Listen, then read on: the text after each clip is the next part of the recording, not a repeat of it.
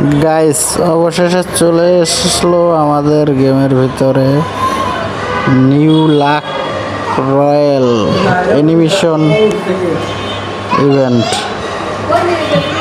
তো আমার কাছে অ্যানিমেশনটা অনেক ভালোই লাগছে। প্রথমত হ্যামারের অ্যানিমেশন দিয়ে লাস্টে আবার রংধনুর অ্যানিমেশন দেয়, ভালোই, অনেক জোস। আর আইটেমগুলোও খারাপ না, গাড়ির স্কিনটা ভালো লাগতেছে। তারপরে আর একটা ব্যানার আছে, এটাও ভালো লাগতেছে।